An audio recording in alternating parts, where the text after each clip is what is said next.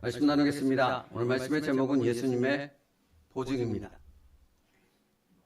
14장에 들어서면서 기록되고 있는 배경은 이렇습니다. 제자들은 두려움에 빠져들고 있었습니다. 이는 육신적인 것에 대한 염려와 근심으로 인해 갖게 된 두려움입니다. 예수님이 십자가에서 죽고 나면 자신들에게는 아무런 소망이 없다고 생각했기 때문입니다. 사실 우리가 새벽에 살펴봤던 것처럼 베드로가 예수님의 옷자락을 붙잡고 놓지 않고 예수님이 십자가에서 죽는 것을 내가 목숨을 걸고 막겠습니다 라고 말했던 이유는 베드로의 또 제자들의 간절함이 있었기 때문에 그렇습니다. 주님이 죽어버리면 도대체 우리에게 남는 것이 무엇입니까? 우리의 생업을 버렸고 모든 것을 다 버려두고 주님을 쫓았습니다. 우리의 전부를 걸었습니다. 근데 주님이 십자가에서 죽어버린다니요. 그러면 도대체 우리의 인생은 어떻게 되는 것입니까? 제자들의 두려움과 불안은 바로 여기에서 나온 것입니다. 지극히 이성적이고 상식적이고 인간적인 판단에 의한 것이죠. 자신들의 미래에 대한 불안과 염려가 그들의 마음을 휘어잡았습니다. 그래서 죽을 지경이 되어버렸던 것입니다. 어디서 많이 본 모습 같지 않으십니까?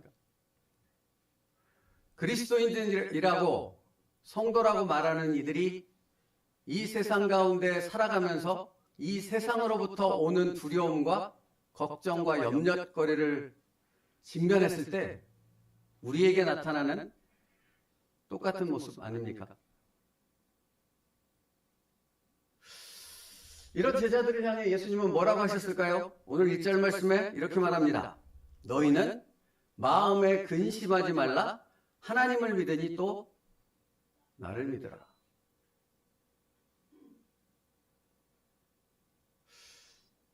여러분, 하나님의 생각은 우리의 생각과 같지 않습니다.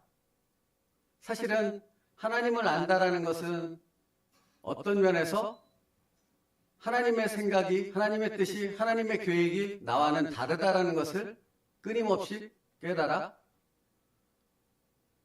알아가는 겁니다.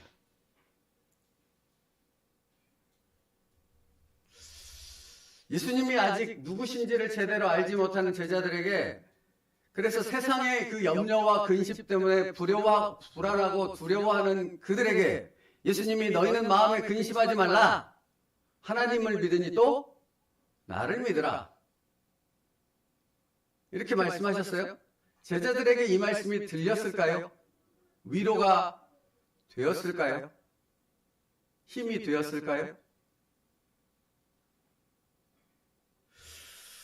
아마 마음속으로 이런 생각을 하지 않았을까요? 주님, 우리도 믿지요. 근데 어떻게 하라는 겁니까? 알지요. 알기는 압니다. 믿어야 한다는 걸 압니다. 주님을 신뢰해야 된다는 거 압니다. 말씀을 붙잡아야 된다는 거 압니다. 예배드리고 기도해야 된다는 거 압니다. 근데 지금 현실에 직면한 이 문제는 도대체 어떻게 하라는 거예요? 이해가 안 되는데, 납득이 안 되는데, 이 문제가 해결이 안 되면 죽을 것 같은데.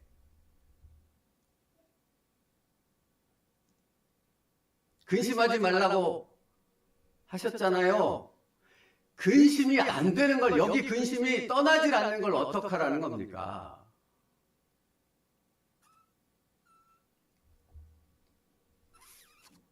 많이 비슷하지 않습니까?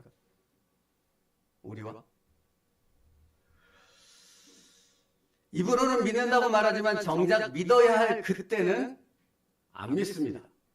여기 예배당에서는 아멘 믿습니다 라고 말하는데 정작 내 삶 속에서 믿어야 될 그때, 정말로 하나님만을 신뢰해야 될 때, 정말로 그 하나님을 바라보며 침묵하며 그 하나님으로부터 나오는 은혜 속에 거해야 할 그때는 안 믿어요.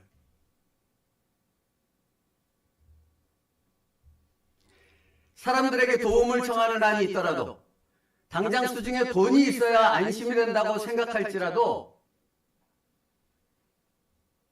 그래서 사람들로부터 어떤 기대의 마음을 가질지라도 하나님께 대해서는 기대하지 않는다는 겁니다. 제자들이 그랬습니다.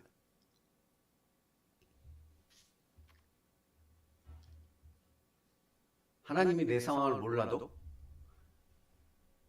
너무 모르는 것 같습니다.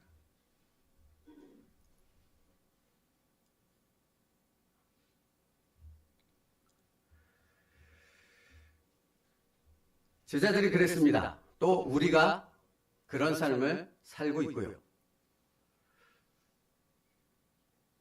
주님은 그런 제자들의 마음의 상태를 모르지 않습니다. 우리의 그런 믿음 없는 모습을 주님은 모르지 않습니다. 그분은 전능하시거든요. 근데요, 너희는 마음에 근심하지 말라. 하나님을 믿으니 또 나를 믿으라 라고 하신 후에 그 다음에 이어지는 말은 더 기가 막힌 얘기입니다. 제자들이 듣기에 2절과 3절이요. 내 아버지 집에 거할 곳이 많도다. 그렇지 않으면 너에게 일렀으리라. 내가 너희를 위하여 거처를 예비하러 가노니 가서 너희를 위하여 거처를 예비하면 내가 다시 와서 너희를 내게로 영접하여 나 있는 곳에 너희도 있게 하리라.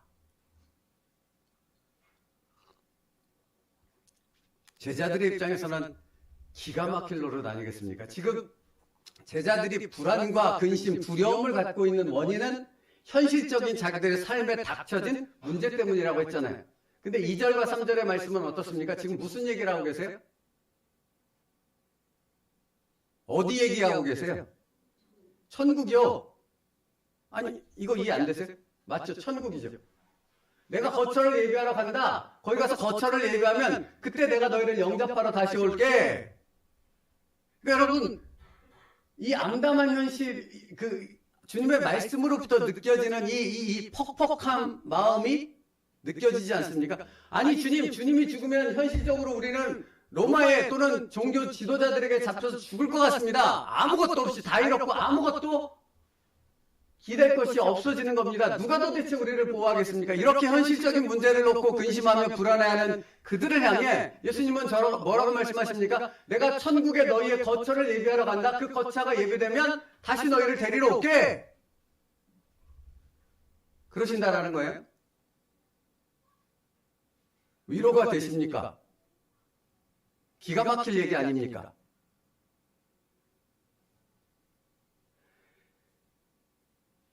질문이 생길 수밖에 없는 말씀 아닙니까? 그렇죠? 아니 주님이 분명히 우리 현실을 아실 텐데 어째서 이렇게 말씀하시는 거죠? 어째서 이것밖에는 대답이 될 수 없는 거죠? 왜 가만히 계시는 겁니까? 근데 여러분, 여기에 비밀이 있습니다. 영이신 하나님과 인격적 관계를 맺는 것에 대해서 생각해 보신 적 있으십니까? 우리는 하나님과 인격적 관계를 맺어야죠. 예수 그리스도의 십자가를 통해 인격적 관계를 맺을 수 있는 자가 되어졌죠. 그게 십자가를 통해 받은 가장 큰 복이 됩니다. 그러면 여러분, 어떻게 영이신 하나님과 인격적 관계를 맺으세요? 여기 앉아서 성경책을 읽으면, 여기 이렇게 앉아서 예배를 드리면 우리가 믿습니다라고 기도하며 내가 원하는 것을 따다다다 계속 반복해서 얘기하면 하나님과 인격적 관계가 맺어집니까? 맺어지던가요? 아니요. 그렇지 않습니다. 그러면 여러분, 하나님과 인격적 관계는 어떻게 맺어집니까? 지금 이 상황이요. 여기. 나는 현실적인 상황 가운데 죽을 것 같은데 하나님의 말씀이 들리기 시작합니다. 하나님의 메시지가 내가 들리기 시작합니다. 그런데 그 메시지는 이 현실적 상황과 전혀 동떨어져 있는 어떤 메시지가 나로부터 내 귀로 들려집니다. 그때가 뭐 할 때예요? 하나님과 깊은 인격적 관계를 맺기 시작할 때라는 겁니다.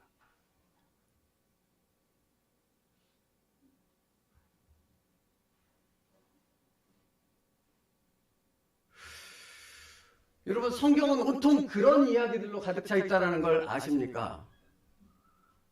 욥이 엄청난 삶의 문제를 직면하지 않았습니까? 자식이 몽땅 다 죽고 재산 다 뺏기고 온몸에 피부병과 질병들로 가득해서 아내는 자기를 버리고 떠나버리고. 여러분, 이 엄청난 삶의 현실적 문제를 직면한 욥에게 하나님이 오셔서 얘 일로 와, 내가 병 고쳐줄게. 야 일로 와, 내가 네 재산 다 찾아줄게. 일로 와, 내가 네 문제 다 해결해줄게. 이러셨습니까? 그렇게 말씀하셨어요? 그렇게 말씀하지 않으셨어요. 그 현실적인 문제와는 전혀 상관없는 말씀이 하나님으로부터 욥에게 계속 선포됩니다. 무슨 얘기예요, 하나님? 나는 지금 죽겠는데 다 없어졌습니다. 다 잃어버렸습니다. 아무것도 남지 않았고 이 문제를 해결하지 않으면 내일이라도 당장 죽는다 할지라도 이상할 것이 없는 내 상황인데 하나님은 거기에 대해서는 이런 방법 아무것도 말씀하지 않으신다라는 거예요. 마치 전혀 상관없는 동떨어진 얘기만을 선포하신다는 거예요. 근데 여러분, 욥기 맨 마지막 장에 욥이 뭐라고 기록합니까? 내가 귀로만 듣던 하나님을 이제 얼굴과 얼굴을 대면하여 봅니다. 뭐가 맺어진 거예요? 여러분, 그 관계는 그냥 맺어지지 않는다고요. 여러분이 믿습니다 하고 종교인처럼 산다고 해서, 여러분이 그냥 성경책 몇 자 떠들고 몇 번을 통독한다고 해서 그 인격적 관계가 맺어지지 않습니다. 말씀이 현실적 그 삶 가운데 실제가 되어졌을 때 내 마음에 내 문제를 두드리는 그것을 떠나 내게 말씀하시는 그 하나님 앞에, 그 말씀 앞에 섰을 때 비로소 하나님과의 깊은 인격적 관계가 맺어지기 시작한다는 겁니다. 그러니까 여러분, 사람에게 의지하지 말라 그러잖아요. 돈에 의지하지 말라 그러잖아요. 그것은 사람이 필요 없고 돈이 필요 없다는 얘기가 아닙니다. 사람을 의지하고 돈을 의지하고 자기 자신을 의지하면, 자기 생각에 갇혀 있으면 하나님과의 관계를 맺을 수 없다고요. 엘리야를 보십시오. 여러분, 성경은 정말 이런 얘기로 가득하다니까. 엘리야가 갈멜산에서의 그 엄청난 하나님의 역사를 행하는 도구가 되어졌잖아요. 실로 엄청나지 않습니까? 그죠? 그 다음에 어떤 일이 벌어집니까? 이세벨이 군대를 보내서 자기를 죽인다는 소식에 뭐에 빠져요? 두려움에 빠져요. 도망치기 시작합니다. 어디로 가야 될지는 몰라 도망치기 시작합니다. 그 로뎀나무 아래까지 도망갔다고 성경은 기록하지요. 그죠? 거기서 엘리야가 뭐합니까? 할렐루야 하나님, 하나님께서 이세벨의 군대쯤이야. 갈멜산의 그 엄청난 기적을 베푸신 하나님께서 이세벨쯤이야. 이럽니까? 이렇게 말하죠. 하나님, 지금이 딱 좋습니다. 뭐하게? 죽기에. 여러분, 그 엘리야가 느꼈을 그 엄청난 불안과 공포와 근심이 우리에게 느껴지지 않냐고요. 그때 하나님께서 엘리야에게, 야! 내가 지금 가서 이세벨 그 나라, 그 군대를 완전히 몰살시켜버릴게. 성경에 그 군대를 싸그리 몰살시킨 그 하나님의 역사가 얼마나 많습니까? 그렇게 응답하실 수 있는 거잖아요. 그렇게 역사하실 수 있는 거잖아요. 그렇게 하셨냐고요. 안 하셨어요. 아무것도 안 하셨어요. 그런 류의 일은 하나님이 아무것도 안 하셨어요. 그런데 하나님이 하신 일이 있죠. 뭐 하셨어요? 세미한 음성 가운데 엘리야에게 말씀하셨지요. 말씀하셨지요. 뭐가 맺어졌어요? 하나님과의 신뢰의 관계가 맺어졌죠. 여러분, 이게 무슨 말인지 이해를 하셔야 돼요. 무슨 말입니까? 내가 씨름하고 있는, 내가 지금 직면해서 불안과 근심과 두려움 가운데 있는 이 직면에 있는 현실적인 문제 앞에서 하나님의 음성이 전혀 동떨어진 하나님의 음성이 들려질 그때, 내가 이해할 수 없고 용납할 수 없고 순종할 수 없을 거라고 생각되는 그 말씀이 들려질 그때, 하나님은 거기에 분명한 작정이 있다고요. 무슨 작정? 내가 너와 관계를 맺으리라. 이것을 통해 내가 너를 가깝게 만나게 되리라. 이걸 알 수 있느냐라는 것입니다. 이걸 볼 수 있느냐라는 것입니다. 그렇지 않으면 자기 그 문제, 자기 생각, 자기가 특별하다고 생각하는 거기에만 사로잡혀서 하나님께서 말씀하시는 하나님께서 관계 맺고자 하는 그 부분에는 전혀 아무것도 알지 못하니까 인간 찾아가고 자기 생각에만 갇혀 있을 수밖에 없는 거거든요.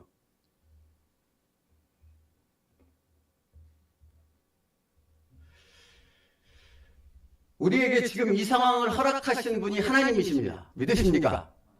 거기엔 뭐가 있다고요? 하나님의 뜻과 계획이 있다고요. 그걸 믿음으로 볼 수 있는가? 그리고 그 믿음으로 한 걸음 한 걸음을 내디딜 수 있는가? 거기서부터 하나님과의 관계가 깊어지기 시작하는 겁니다. 그러니까 이게 은혜예요. 전혀 현실과 동떨어진 하나님의 말씀, 하나님의 응답이 들릴 때가 바로 그때가 은혜라고요. 왜 그런지 아십니까? 그건 믿음으로밖에는 해결이 안 되거든요. 이성이나 여러분이 가진 경험이나 합리로는 논리로는 해결이 안 돼요. 이해가 안 돼요. 뭐만 이해가 돼요? 믿음으로밖에는. 그래서 하나님께서는 이런 당황스러운 상황을 의도적으로 우리의 삶 가운데 허락하십니다. 창세기 12장에 아브라함에게 하나님이 고향 땅을 떠나라고 하세요. 근데 우리가 알고 있듯이 여기로 가라, 저기 분당으로 가라, 거기 황금 금싸라기 땅이 있으니까 거기 땅 사놓으면 부자 될 거야, 그리 가 했습니까? 아니죠. 성경에 보면 갈 바를 알지 못하고입니다. 여러분, 이것처럼 황당한 게 어딨냐고요. 아브라함은 전 재산 그리고 모든 가족의 생명까지 다 책임지고 있는 가장입니다.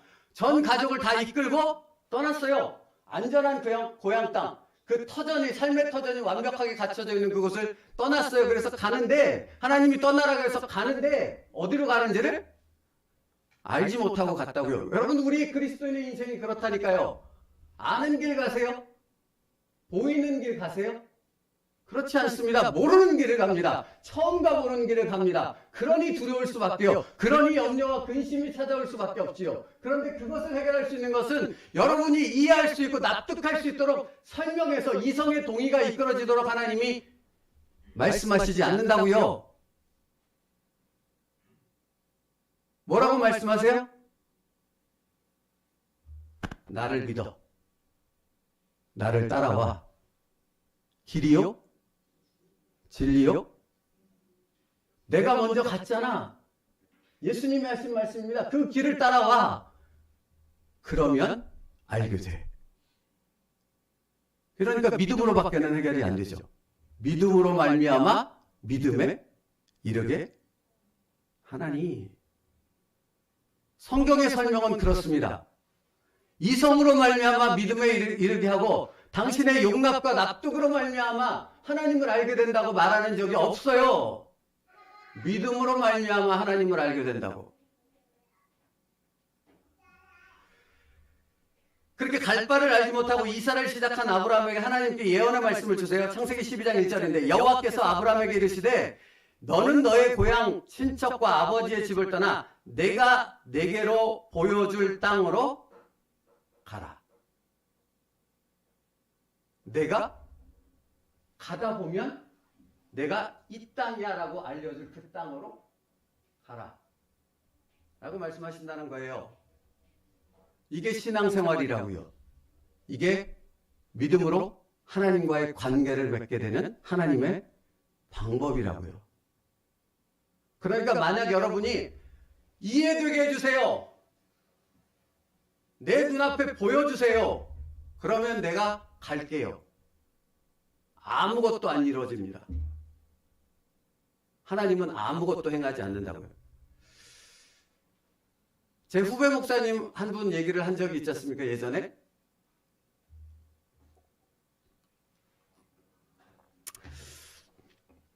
친척분 목사님이 되게 큰 교회 힘 있는 목사님이라서 부교육자 생활을 아주 화려하게 했습니다. 그런데 부교육자 생활을 마치고 나왔습니다. 이제 뭔가를 해야 되는데 이 친구가 지금 아무것도 안 한 지 거의 저희 개척할 때부터 시작되니까 10년이 됐어요. 지금도 아무것도 안 합니다. 그래서 어떻게 하려고 그래? 무슨 계획이야? 라고 물었더니 이 친구 얘기는 10년 동안 동일합니다. 뭐라고 말하는지 아십니까? 하나님이 내게 돈을 주고 하나님이 내게 성도를 보내주고 하나님이 내게 교회 건물 번듯한 거 하나 주면 나 시작할게. 그러면 선교도 갈게. 웃기지요, 여러분. 이 영상 보면 어떡하지?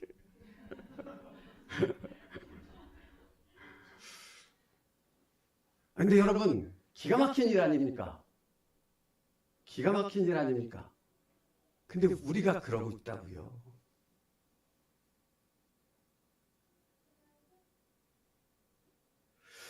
그러니까 도대체 이 상황과 현실과 맞지 않는 어떤 하나님의 말씀이 드려질 그때가 바로 어느 때요? 은혜의 때라는 것입니다. 내가 복을 받았다라는 것입니다. 하나님께서 나를 아신다라는 것이고 하나님께서 나를 이끌어 가시기로 나와 인격적 관계를 맺기로 작정하심을 시작하셨다는 의미거든요. 그러니 복일 수밖에요.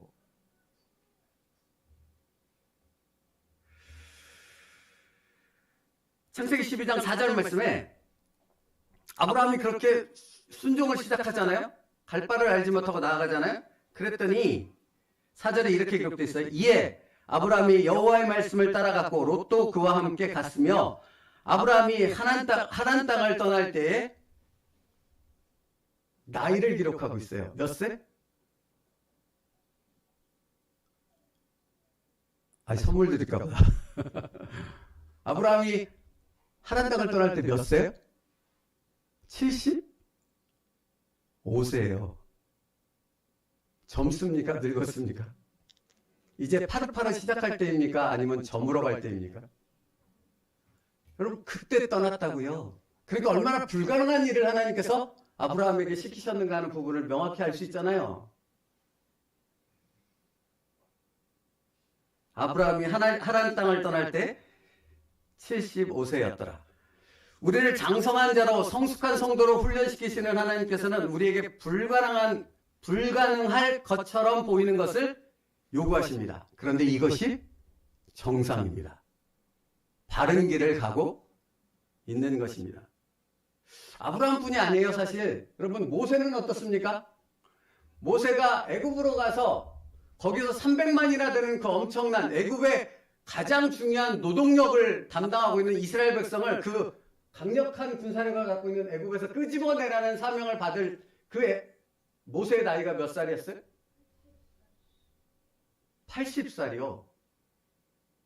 그러니 시내산 호렙떨기 그 시내산 그 가시떨기 나무 아래서 모세가 하나님의 말씀을 들었을 때 반응을 여러분 이해가 가지 않으세요? 하나님 말이 되는 소리를 하세요. 제 나이가 80입니다.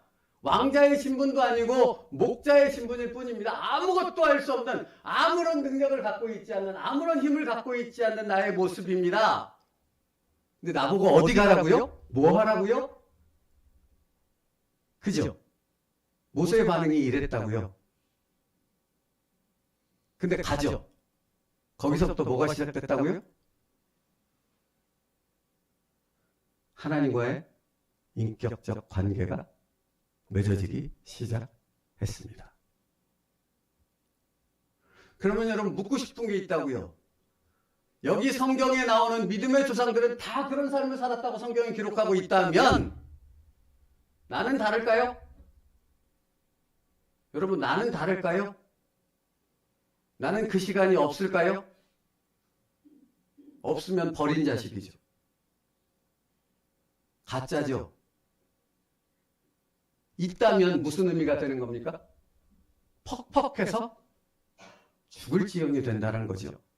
불안과 두려움과 현실적 직면에 대한 문제는 엄청난데 당장 이것을 해결해야 되는데 하나님은 거기에 아무것도 반응하지 않는 그 일을 내가 내 삶 속에서 직면하게 된다는 의미인 거죠.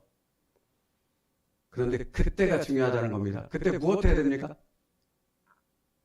침묵해야 됩니다. 누구만을 바라봐야 됩니까? 왜 하나님만을 바라봐야 합니까? 거기에 목적은 현실적인 이 문제를 해결하고 안 하고의 문제가 있는 것이 아니라, 하나님의 목적은 거기 있는 것이 아니라 하나님의 초점은 어디 있어요? 나와 하나님과 관계 맺음에 있다는 겁니다. 이걸 볼 수 있느냐는 겁니다. 그래서 75세에 떠나가는 아브라함을 향해 하나님이 놀라운 약속의 말씀을 하세요. 뭐라고 약속을 하시는지 아세요? 창세기 12장 2절에 내가 너로 큰 민족을 이루고 내게 복을 주어 내 이름을 창대하게 하리니 너는 복이 될지니라. 75세 떠나는데 자식은 없는데 뭐라고 말해요? 내가 너로 큰 민족을 이루고 내게 복을 주어 내 이름을 창대하게 하리니 너는 복의 근원이 될지라. 여러분, 아브라함의 이름이 창대하게 되는 것은 아브라함이 죽고 나면 얼마 정도의 시간이 흘러야 되는지 아세요? 그냥 대략적으로라도. 일단 애굽에서 종살이 몇 년 했습니까? 430년. 광야 몇 년 보냈어요? 40년. 그 후로도 가나안 땅에 들어가서 번듯한 나라로 제대로 서기까지 엄청난 시간이, 그 시간이 한참 지난 뒤에야 아브라함의 이름이 이스라엘 민족을 통해서 창대케 되리라는 일이 일어나지 않습니까? 그죠? 근데 하나님께서는 지금 그 말씀을 하신다는 거예요. 내가 너로 큰 민족을 이루고 내게 복을 주어 내 이름을 창대케 하리니 너는 복이 될지니라. 그러니까 여러분, 현실과 전혀 관계가 없다고요. 그러나 이 말씀은 내가 믿고 신뢰하면 이 말씀을 통해 하나님의 영이신 하나님과 놀라운 관계를 맺게 되는 그 은혜를 내가 오늘 이 삶 속에서 누리게 되어진다라는 겁니다. 그러니까 이 현실적 암담한 상황과 이해할 수 없는 말씀을 선포하시는 하나님의 뜻은 하나님과의 관계 맺음에 있다는 사실을 알고 믿음으로 그것을 접해서 내 발걸음을 한 걸음 한 걸음 요단강에 발을 담그는 순종으로 나아가게 되어졌을 때, 그때 나는 그 영적인 세계가 열려지는 놀라운 하나님의 은혜를 체험하는 복 있는 자가 되어진다고요.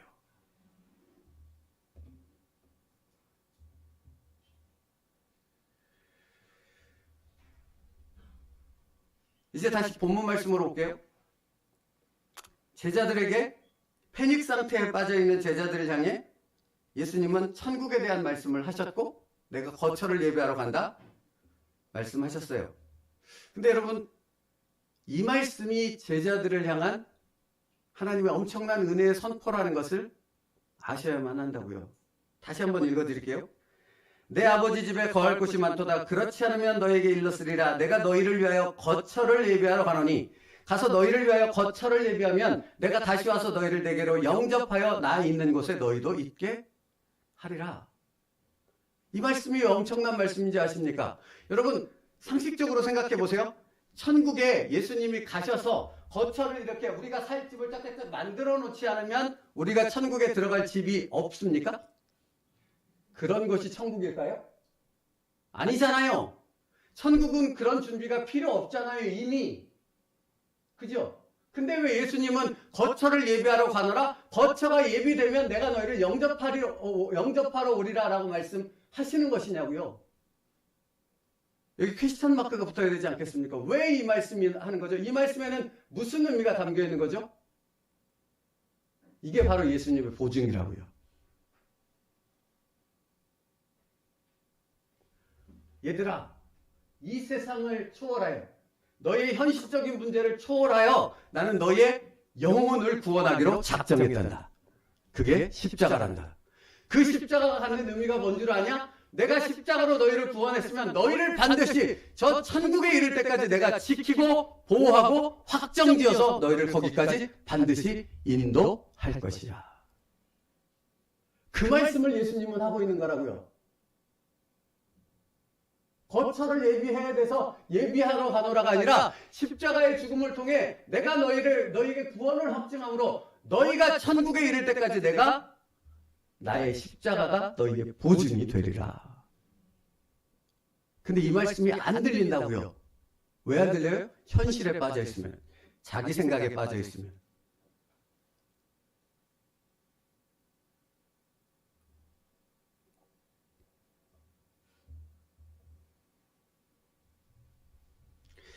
보증이 무엇입니까? 어떤 것에 대해 책임지고 틀림없이 증명할 것을 의미하는 단어가 보증입니다. 예수님의 십자가는 이 땅에서의 삶을 초월하는 천국을 보증합니다. 내가 가진 염려와 근심, 두려움을 초월하는 하나님의 평강을 보증하는 것이 십자가 아닙니다. 예수님의 십자가가 내게 있으십니까?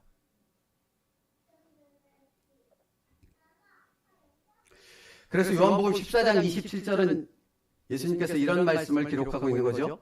평안을 너희에게 끼치노니 곧 나의 평안을 너희에게 주노라. 내가 너희에게 주는 것은 세상이 주는 것과 같지 아니하리라. 너희는 마음에 근심하지도 말고 두려워하지도 말라. 같은 얘기 하시는 거죠.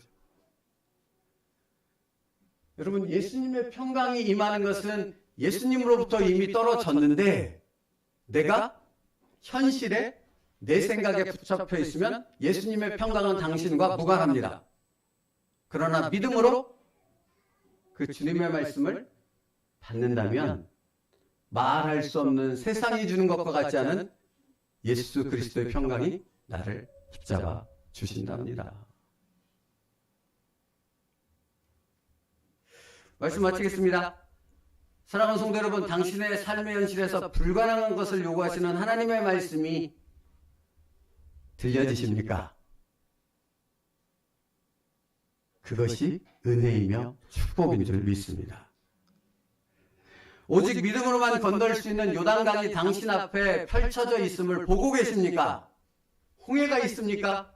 요단강이 있습니까? 그것이 바로 하나님의 놀라운 역사뿐만 아니라 영이신 하나님과 인격적 관계를 맺는 시작점이 되어질 줄 믿습니다.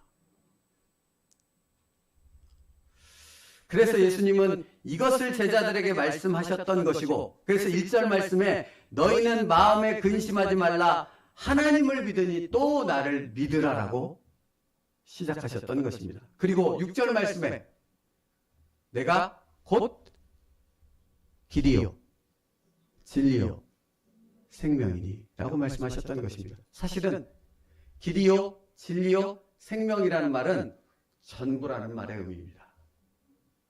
너희의 필요한 것의 전부이다. 누가? 예수님이. 그러니까 그 예수님이 가신 길을 믿음으로 따라온다면 그 예수님의 예수님 되심을, 예수님의 보증이 의미하는 그 십자가의 의미가 무엇인가를 너희가 비로소 깨닫게 되리라 입니다.